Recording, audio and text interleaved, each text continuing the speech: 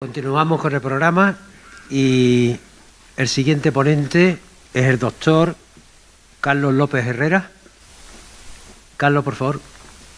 El doctor López Herrera es doctor por la Universidad de Córdoba. Él ha trabajado en el IFAPA de Churriana, en la Estación Experimental La Mayora y actualmente desempeña su labor en el Instituto de Agricultura Sostenible de Córdoba. Actualmente está trabajando en el control biológico de enfermedades de planta mediante microorganismos antagonistas y, bueno, es una persona muy conocida en el sector, es nuestro patólogo de cabecera, ya le conocemos hace muchos años. Carlos, por favor. Gracias. Buenos días a todos. En primer lugar, me gustaría agradecer la invitación de la Asociación de Tropicales para poder participar en estas jornadas. Y el tema de la ponencia que voy a exponerle a ustedes es una enfermedad emergente que ha aparecido en los últimos años aquí en el cultivo del aguacate en la zona. ¿Qué pasa?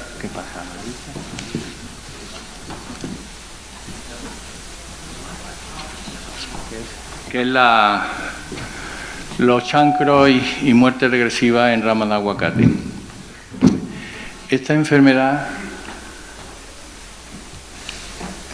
Esta enfermedad, como digo, es una enfermedad emergente que ya detectamos sobre el año 2004. Detectamos al agente causal, la veníamos observando ya en las plantaciones de muchos años atrás, pero siempre se había pensado que podía ser causa de un exceso o falta del nivel hídrico de la planta y que luego expresaba los síntomas después del verano. Intentamos varias veces hacer aislamiento y finalmente lo conseguimos en el 2004 y vimos que esta enfermedad está causada por un complejo de hongos de la familia Botryophaeriaceae. Para encuadrar un poco esta familia, por supuesto, un complejo de hongos pertenece al reino de los hongos del filo Ascomycota y el orden es Botryophaeriales y la familia esta Botryophaeriaceae. Esta familia contiene 26 géneros de hongos distintos y más de unas 1.500 especies. Voy a hacer una cita de los cultivos en los que aparece esta enfermedad en otros países y los agentes causales que pueden estar implicados. En aguacate se encuentra detectada en California, Australia y México, así como en Perú y Chile. En albaricoque aparece en Sudáfrica, en España aparece en almendro y en arándano también, y el almendro también en California, en ciruelo en Sudáfrica, en cítrico en California, está citada en eucalipto como una enfermedad muy importante en Australia, Chile, China, Colombia, Hawái, Indonesia y Sudáfrica, así como en España. También aparece una planta ornamental que es la eugenia en Florida y en mango aparece en Australia, Sudáfrica, China e Italia, en manzano en Nueva Zelanda y Sudáfrica, en melocotón en Sudáfrica, en níspero en España, en la zona de Murcia hay una cita de esta enfermedad. En olivo también se ha detectado en España y California y en pistacho en California. No tenía citas de esta enfermedad en Israel, pero el ponente anterior nos lo ha indicado que es una enfermedad importante en el cultivo del aguacate en Israel.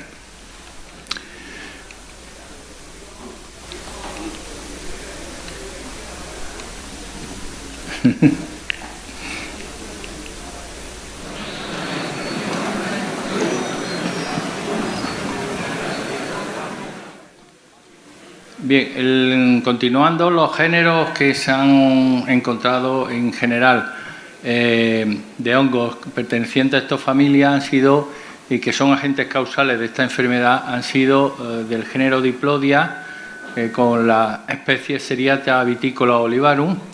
Hay otras del género Tiorella, que es vitícola la especie, y diferentes especies del género Nefusicoccus, que ahora veremos que es el más importante como agente causal en este área.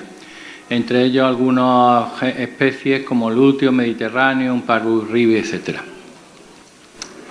Bien, los síntomas que observamos en campo de esta enfermedad los podemos clasificar en 5 grupos, que son los chancros en ramas, la muerte regresiva de las ramas, las lesiones internas del floema y xilema, exudados que aparecen en las lesiones y la seca aérea total del árbol.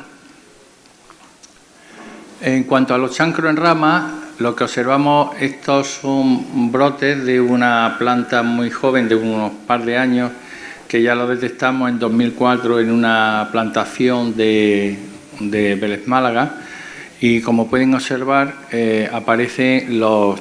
El puntero del centro, ¿no? ¿No tiene puntero? No se ve, como el LED no se ve. Ah, bueno. Bueno, pueden observar, no lo puedo señalar, los chancros en el extremo de las ramas que van avanzando hacia abajo, desde la parte distal hacia abajo, de la inserción de la rama en el árbol. Aquí se ve en más detalle, o sea, hay una necrosis que aparece en ese extremo de las ramas, como digo. La muerte regresiva la observamos en los árboles, esto estarán hartos de verlo, aparecen ramas secas de forma esporádica y de forma no con una distribución uniforme en el follaje del árbol. Y no hay que confundir esta sintomatología, por ejemplo, con la sintomatología que presenta un árbol de verticilio. Un árbol de verticilio normalmente la seca de rama es zonal, aparece en una sola parte del árbol, porque este es un hongo de suelo que se mueve a través del sistema vascular de la planta, y la raíz que absorbe ese hongo en todo su sistema vascular lo colapsa y produce esa lesión parcial, ¿no? Ni tampoco hay que confundirlo con la muerte por Roselinea necati. Como saben, Roselinea necati también es otro hongo de suelo, no es un hongo sistémico como verticillium o como Phytophthora, es decir, no se mueve por el sistema vascular, no llega más de la base del tronco, pero Roselinea sí produce, colapsa también los vasos conductores y por asfixia muere el árbol, y también porque hay una migración de toxinas desde las raíces donde infecta el hongo hasta la parte aérea. Bueno, como he dicho antes, la seca de rama aparece en cualquier punto de la planta, en las partes altas.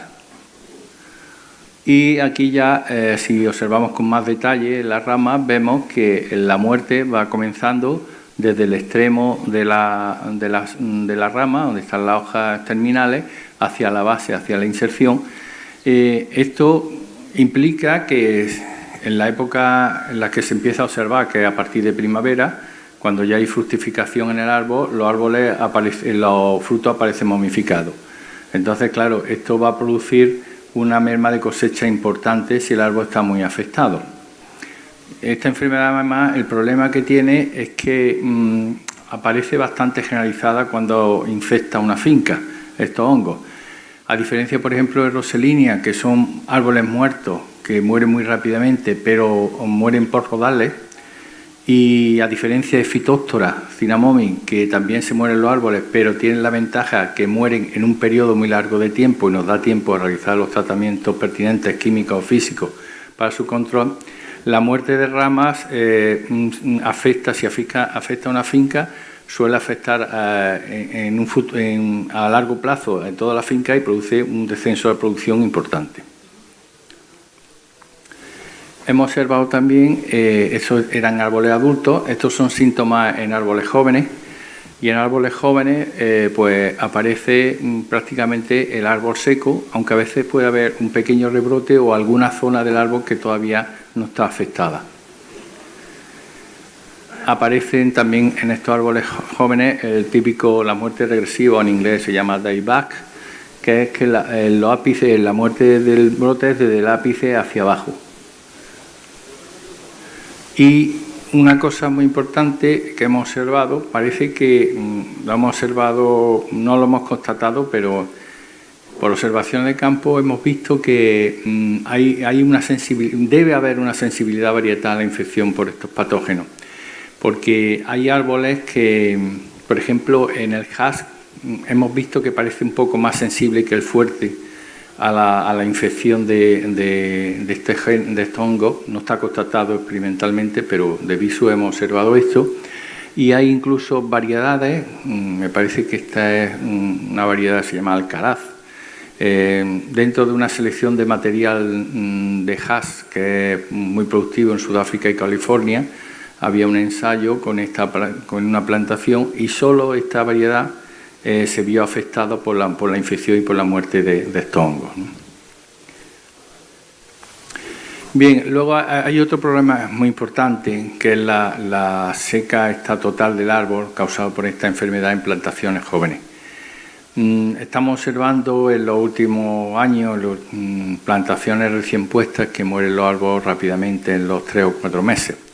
Hemos hecho los aislamientos pertinentes, de aislamiento de raíces, y no hemos encontrado ningún agente patógeno en raíz, pero sí hemos encontrado los hongos de esta familia de Botryophaeriaceae, que son agentes causales de esta enfermedad. Esto es muy importante tenerlo en cuenta por lo siguiente. Puede haber 2 fuentes de infección en estas plantaciones. Puede haber una fuente de infección del suelo, porque también hemos detectado, ahora lo comentaremos más ampliamente, que el nivel de inóculo hay nivel de inóculo de estos hongos en el suelo. Es decir, que cuando nosotros hacemos muestreo de raíces de un árbol cualquiera, además de encontrar Phytophthora o Roselinea, encontramos fácilmente también estos hongos. Y luego hay que pensar que, como estos son plantas injertadas, hay que cuidar mucho de dónde procede la púa de injerto de los viveros, porque nosotros podemos estar recolectando púas en los viveros de árboles asintomáticos y que en realidad estén infectados por estos patógenos. En principio, como esta expresión de enfermedad no se manifiesta hasta pasado el verano, podemos ir cogiendo esas púas infectadas y transmitiéndole a las nuevas plantaciones. Por lo tanto, es recomendable ese control en vivero de las púas que se utilizan, al igual que ahí debe haber el control que ya se hace para el tema del manchado solar del aguacate, que también son árboles asintomáticos que se pueden coger las púas creyendo que están libres del viroide y producir la enfermedad. Luego se observan también unas lesiones importantes en las ramas, y estas lesiones importantes no solo aparecen en la época de primavera o verano, cuando ya están las ramas secas, sino que son incipientes esas infecciones incluso en febrero. Esta es una foto de una finca que se podó en febrero aproximadamente y ya aparece una pequeña lesión en el tronco, o sea que el hongo está latente en las ramas mucho antes de que se expresen los síntomas, como es lógico. Esto ya es cuando es una rama de tronco cortada en la cual ya se ve las lesiones internas producidas por estos patógenos, que son caprichosos en cuanto a su infección, o sea, no se localizan en ninguna zona determinada de la madera, sino que pueden aparecer en el xilema, en el floema o en el cambión. Aquí ven en más detalle como en la fotografía superior izquierda, como hay lesión tanto en la zona del cambio, entre la corteza y la madera, y también la zona del xilema y del floema, y luego en otras ramas, pues estos son cortes de ramas, pues ven que las lesiones pues a lo mejor se desplazan a una zona de más, no están concéntricas, y luego muy importante en este hongo es que la lesión no es continua a lo largo de una rama, como pasa también en verticilio, o sea que cuando nosotros cortamos una rama verde, descortezamos una rama para ver si existe esta lesión, puede que no encontremos lesión, pero un poquito más adelante, más arriba, más hacia abajo, donde hemos descortezado, puede que esté la lesión, o sea que el flujo del hongo en la rama es discontinuo. Bien, y aquí en más detalle, como pueden ver también, es una rama un poquito más gruesa, con distintas formas de infección en la parte del xilema, de la rama, y ahí se ve dónde termina, de la derecha dónde termina la lesión, o sea, ahí se hace discontinua. Luego, otro síntoma importante que aparece son los exudados en estas lesiones causadas por esta enfermedad. Estos exudados aparecen en la parte de arriba, de las dos fotografías de arriba, lo que se ven son pequeñas lesiones en ramas jóvenes o ramas pequeñitas, las cuales por infección ya aparece como un exudado, se supone que debe ser savia cristalizada, pero que es un efecto secundario de la infección por el patógeno. Y abajo aparece ya en troncos, esto lo hemos visto en un par de fincas, no es muy común, pero se observa bastante, unos exudados muy llamativos, blancos, que si descortezamos, en la última fotografía de la derecha, lo que ven es la lesión necrótica interna. Este síntoma es muy similar a una infección que aparece también, que hemos detectado en la zona hace años, que es por una bacteria, que es Pseudomonas syringae. Es muy parecido, pero en este caso es causado por Bacteriophageria. Bien, luego parece, hay otro, nos ha llamado una vez la atención que esta infección, la infección por estos hongos es tan severa que puede incluso asecar un árbol completamente. Observamos un árbol de unos 25 años aproximadamente que tenía las ramas secas. En principio sospechamos que podía ser Roselinia ecati, entonces observamos sus raíces y las raíces tendrían una buena masa radicular, totalmente blanquecinas las raíces, tanto gruesas como finas, y entonces hicimos los aislamientos de ramas y vimos efectivamente que lo que había era una seca de ramas. Y este árbol pasó al cabo del tiempo a secarse totalmente. No secarse, a secarse las ramas, porque el árbol seguía con su sistema radicular intacto. De hecho, en 3 años el árbol se ha recuperado. O sea, este árbol se podó y estuvo un tiempo vegetando y hasta que ha llegado a vestirse completamente y actualmente presenta un estado vegetativo perfecto. Claro, el problema de esto es que esos 3 años ha habido una pérdida de producción muy importante por ese árbol, y si fuera en toda la plantación pues sería mucho más acuciante. Bueno, para nosotros ver cómo está la situación de la enfermedad en la zona, llevamos 3 años, casi 4 años muestreando la zona en colaboración con los técnicos de TROP, que nos están llevando a las fincas donde ellos detectan seca de rama. Y en estos 3 años hemos muestreado un total de 51 fincas y hemos manejado un total de 243 muestras sintomáticas. De ellas, en el año 2014 se muestrearon la zona de Benamocarra, Benamargosa, Cajiz, Inati y Vélez Málaga.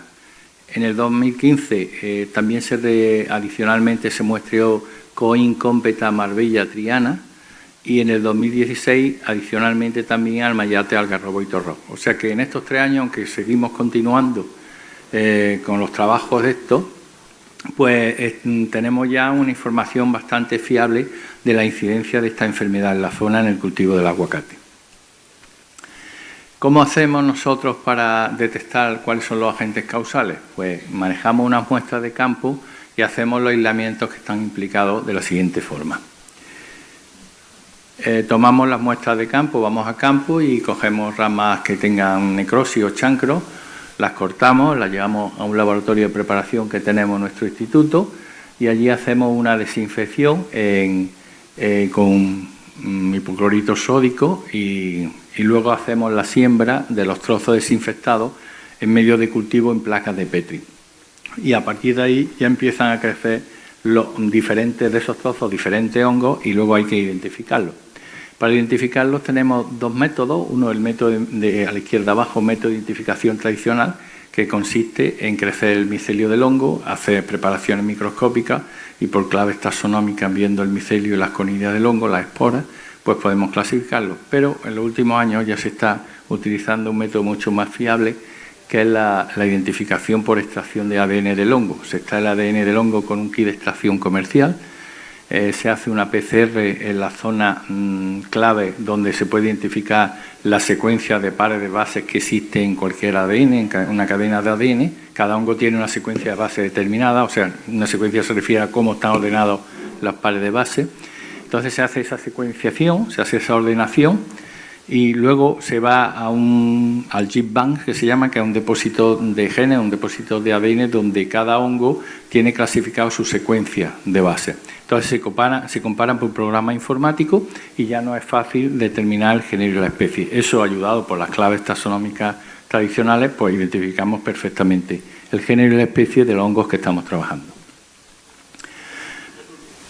Aunque nosotros hemos hilado estos hongos, para saber qué son los agentes causales hay que realizar los postulados de Koch. Los postulados de Koch consisten en que se extrae el agente posiblemente causal de la lesión, se recupera, se vuelve a inocular en una planta y de esa planta tiene que expresar síntomas similares y volvemos a recuperar el mismo agente que hemos inoculado.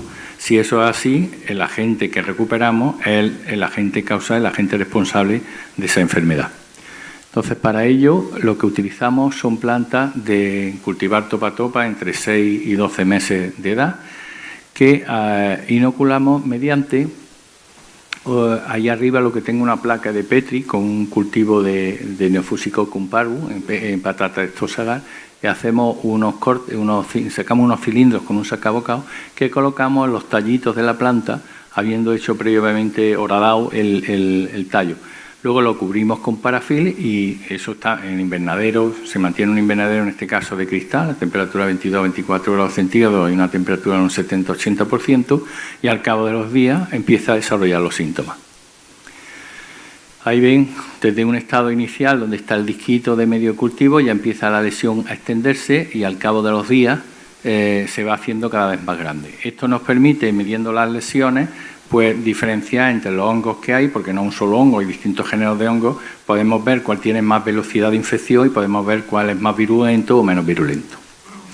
Entonces, a partir de aquí, por ejemplo, este es un ejemplo claro de cómo se desarrolla la infección. A los 4 días la lesión es muy incipiente, a los 8 días ya se extiende un par de centímetros a cada lado y a los 12 días en planta, dependiendo del aislado que inoculemos, del aislado fúngico, porque hacemos distintos puntos de inoculación, los chancros llegan a juntarse, o sea, hay una extensión muy rápida de la lesión. En estas inoculaciones lo que aparecen son también los exudados que vemos en campo y los pinnidios. Ahora explicaré lo que es.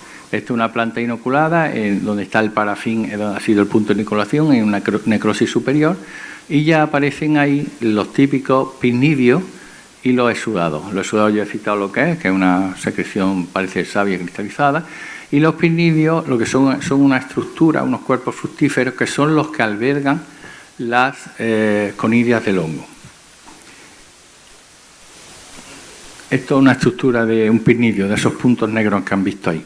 A la izquierda tenemos un pinnidio, que es una estructura, eso, como ven, los laterales que están inclinados son la zona epidérmica del tallo, de la planta, y la parte interior del cuerpo fructífero y las elisoides estas que ven son las esporas. Estas son esporas que se liberan por el opérculo, por la parte abierta de arriba, y por el aire se transmiten de un sitio a otro.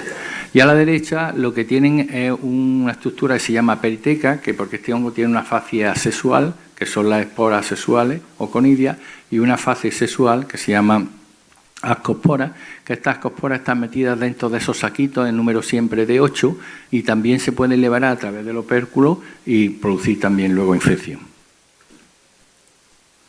Bien, el proceso que volvemos a hacer aquí es lo mismo que el que hacemos con el material de campo. Esas plantas que se llevan al laboratorio, se hace su desinfección en hipoclorito sódico y luego se siembran en unas placas con medio de cultivo PDA y de ahí ya empiezan a crecer los hongos que luego podemos identificar.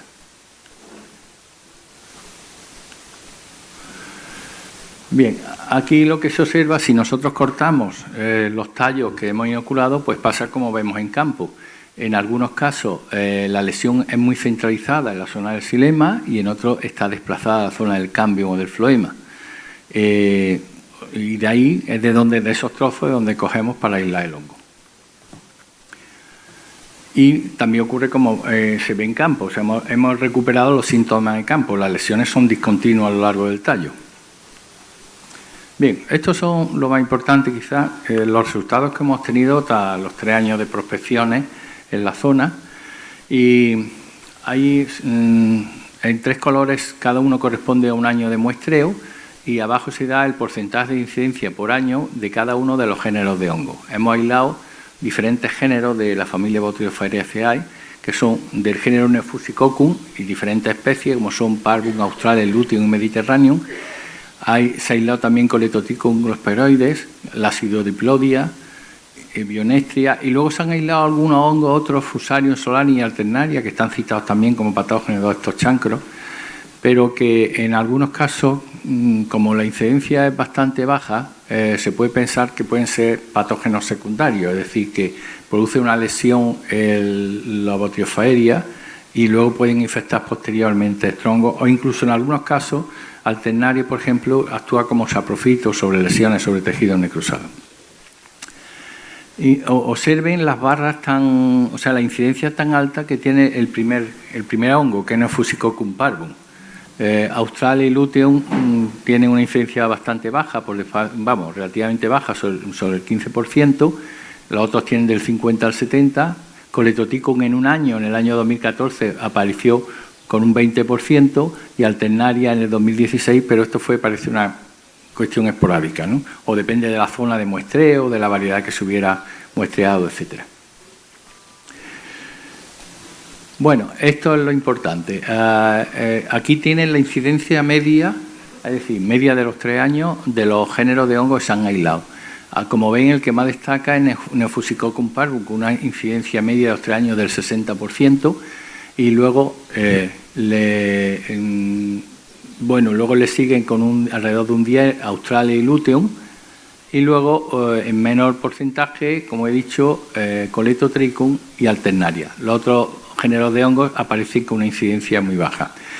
Esto pone de manifiesto que parece que el género más importante implicado en nuestra área en el cultivo del aguacate, causando los chancros y ramas regresivas de aguacate, es el género Neofusicoccus, y dentro de ellos la especie Parvum es la más importante, porque de hecho, además, cuando hemos hecho inoculaciones, los aislados de este género y especie son muy virulentos, se producen unas lesiones muy rápidas y muy extensas en las plantas. Bien, esto sería los cultivos que aparecen en el laboratorio cuando los conservamos en tubos de ensayo, en placas de Petri. Son colonias similares porque son del mismo género, de la misma familia, pero gracias a la identificación molecular podemos diferenciar unos de otros. Abajo a la izquierda lo que se ven es los pinnidios que nosotros conseguimos recuperar en el laboratorio a través de crecimiento del micelio en acículas de pino en medio de cultivo. Esos son los mismos pinnidios que de forma natural se producen en la planta, pero nosotros podemos recuperar en el laboratorio, o sea, obtener en el laboratorio, y esos pinnidios tienen estas esporas que son estas, pues de los distintos géneros de Neofusicoccus, del Colletotricum, de la Aciodiplodia. Fíjense que los 4 primeros de la izquierda suelen ser muy similares porque es el mismo género, varía un poco tamaño, pero la forma es muy similar, y ya Colletotricum, la Aciodiplodia, las conidias son más distintas, ¿no? Bueno, los factores que influyen en la enfermedad.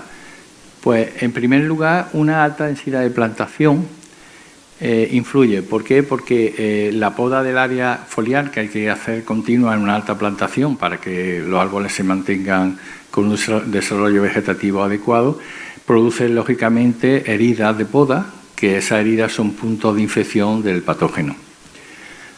Además de que al ser una plantación densa y con un riego del cultivo, produce una humedad ambiental importante que es negativa para el control de la enfermedad, o sea, favorece mucho la infección del hongo.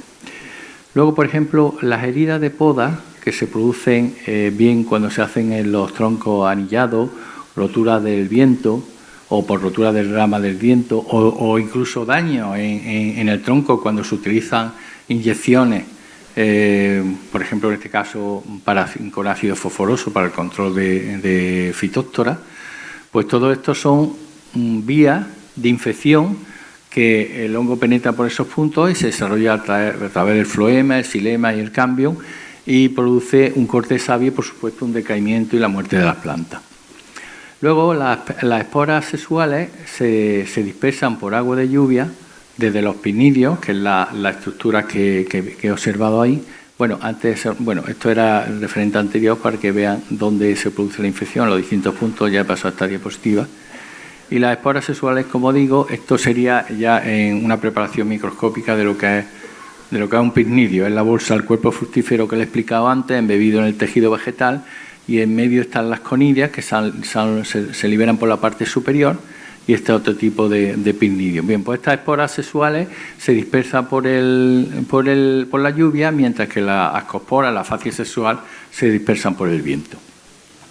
Además, la liberación de esporas parece, en otros estudios se han hecho en otros países, que ocurre después de los periodos de lluvia invernales, o sea, en diciembre, enero y febrero. Después de esos periodos se ha hecho una captación de esporas en campo y se ha podido ver que ahí se incrementa mucho el nivel de inóculo aéreo que hay en la zona, en las fincas donde se ha hecho con respecto a estos hongos.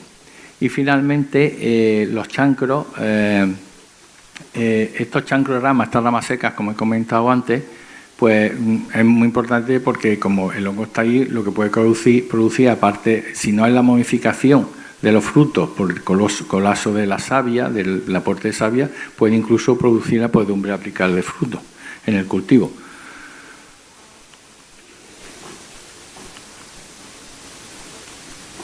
Bien. ¿Cómo podemos prevenir la enfermedad? Hasta ahora, en los trabajos que llevamos, tenemos una información todavía corta, porque esto necesita más investigación en la zona para poder adecuar los resultados que hay en otros cultivos a nuestro cultivo y a nuestras condiciones, pero importante es diferenciar la poda estival de los brotes secos en el cultivo cuando se hace el aclareo en verano. Yo creo que lo recomendable es que cuando se hace este aclareo en la finca en verano se diferencien de lo que es la poda natural, o sea, el aclareo se diferencie de lo que es la rama seca. Creo que la práctica habitual es cortar ramas secas y aclarar a la misma vez, juntar todas las ramas, triturarlas y normalmente incorporarlas en las calles.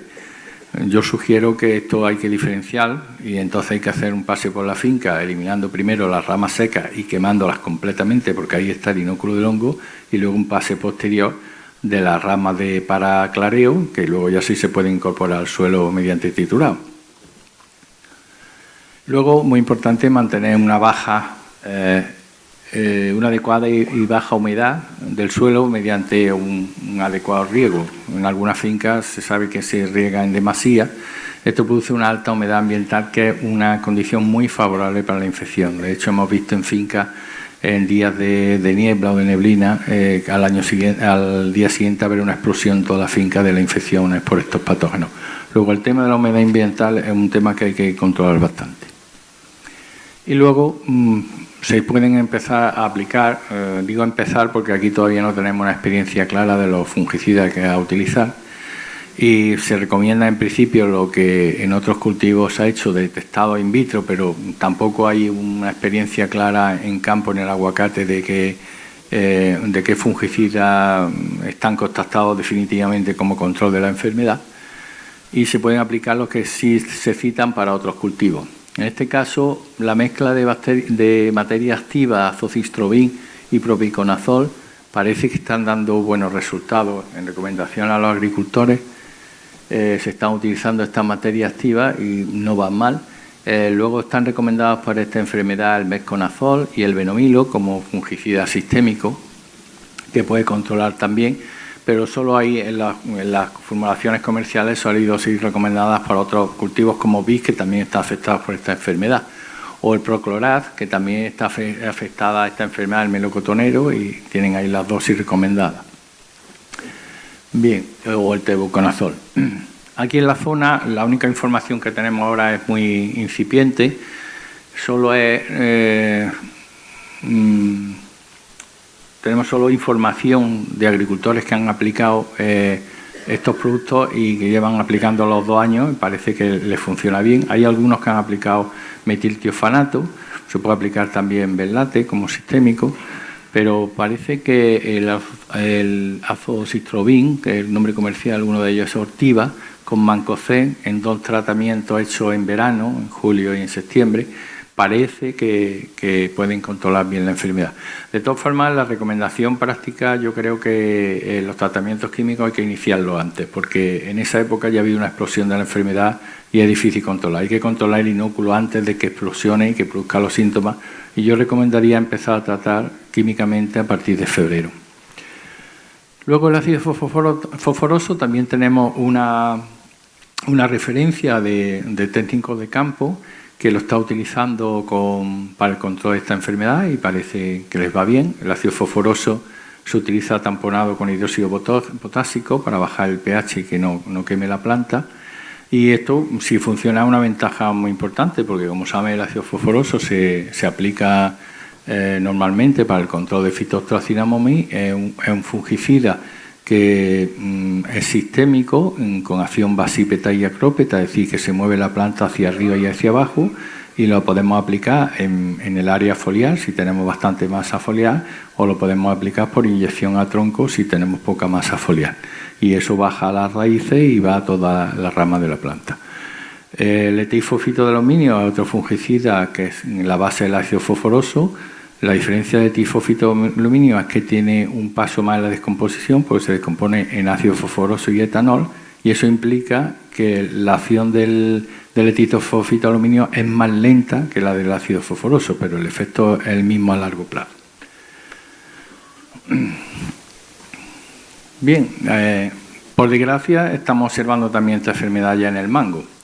La detectamos ya hace un par de años en el cultivo, un cultivo de mango en bajo invernadero, y este cultivo aparecían los síntomas antes que en las plantaciones de aguacate. Los síntomas son exactamente iguales. En principio presenta la seca de ramas y la muerte del chancro y la muerte regresiva. Y ahí se ven los brotes, una foto tomada de abajo, como se va defoliando y secándose el brote apical desde arriba hacia abajo. Esto es bajo invernadero. En campo ya lo estamos observando, este año pasado estamos observando las mismas sintomatologías que en aguacate. Estas son fotografías de una finca que, como ven, está ahí cultivo mezclado de mango y aguacate. Lógicamente, si hay una infestación del suelo por este hongo o esporas aéreas, pues están infectando también al cultivo del mango. Y los síntomas en hoja, esto es una sintomatología que hemos observado también a finales de año, no lo tenemos todavía claro, pero aparece en fincas que me dicen los agricultores que pierden una o dos cosechas, porque el árbol empieza a amarillear, y luego lo que presenta, esto fue en diciembre, lo que presenta una necrosis en hoja, una necrosis perimetral que va avanzando hacia el interior, que a veces, pues, yo en principio lo confundía, a veces observaba en campo que esas lesiones entre las nerviaciones pueden ser debidas a un desequilibrio de nutrientes, pero en este caso vimos, ahí lo tienen en más detalle, cómo podía pensarse que también es por problemas de sal y tal, pero nosotros lo hemos observado ahí y en la parte del penacho floral donde lo pierde, y hay también una necrosis. Aquí lo que hemos aislado es Neofusicoccus luteum, o sea, uno de los hongos que hemos citado antes se ha aislado aquí. Tenemos que seguir trabajando, pero sospechosamente debe ser el agente causal.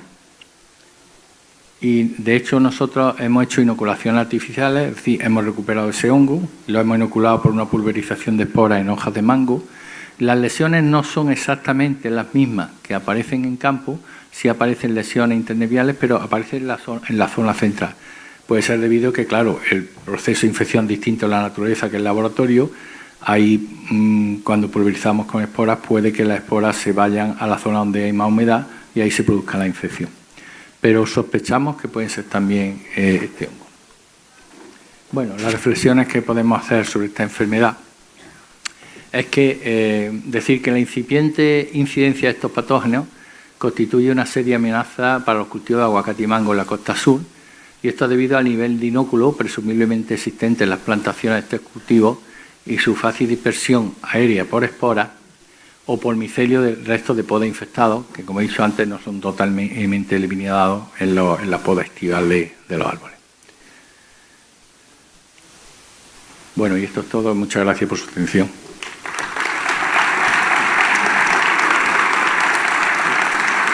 Gracias, Carlos. Tenemos tiempo para varias preguntas. ¿Funciona? Sí, sí. En Israel se poda muy intensivamente. Una de las preocupaciones que teníamos, si la butiosfera es infestada con la poda, y no encontramos ninguna evidencia. Ahora, en tu exposición dijiste una de las preocupaciones también es de la poda. La determinación tuya es en base de una suposición, o encontraste que con la poda hay la infestación de la butiosfera. No. Suponemos que debe ser por las heridas de poda, no que se transmita en la poda, sino que la herida de poda debe ser un punto de infección del patógeno. Intentamos investigarlo en Israel, no encontramos. con los mismos instrumentos no estamos capacitados de introducir la butriosfera por intermedio de poda. Así que, cuidado. Sí. O sea, que puede haber peligro. No lo encontramos el peligro. Estamos preocupados y lo fuimos a buscar si se puede pasar con la poda la butriosfera. Y no lo Creo que esta referencia esta reflexión la hace, me parece, Scalen, en California, que ha trabajado en aguacate, y creo recordar que ella cita que las heridas de poda pueden ser puntos de infección. Por eso lo he citado. La pregunta es si él suponió o él lo probó. No lo recuerdo. Pueden ser.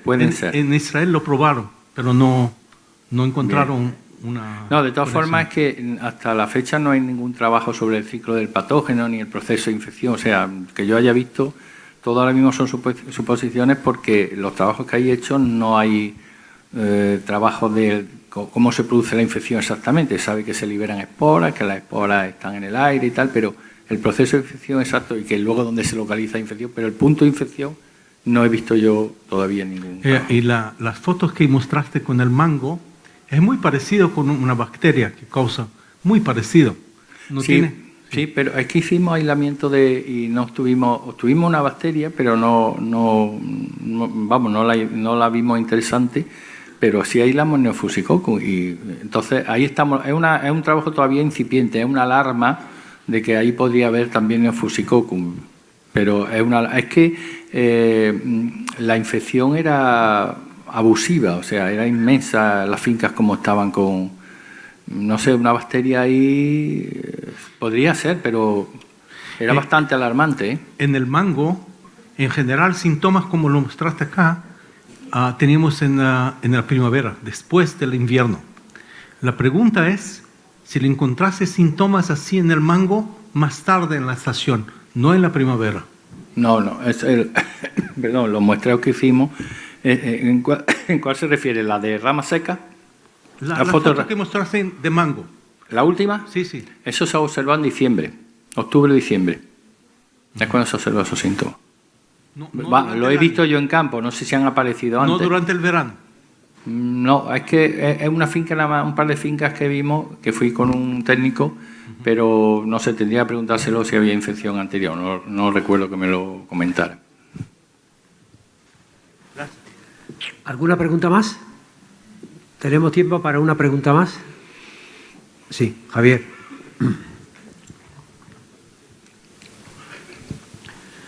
Sí, mira, la pregunta es, nos has enseñado una foto en que un árbol prácticamente muerto después ha revivido y estaba después precioso. Entonces, ¿eso qué significaría? Que un árbol, por ejemplo, que este año se ve afectado de una rama o de dos ramas, al año siguiente el mismo árbol podría seguir estando infectado o puede que ya no tenga por qué estar infectado ese árbol nunca más y se infecte otro?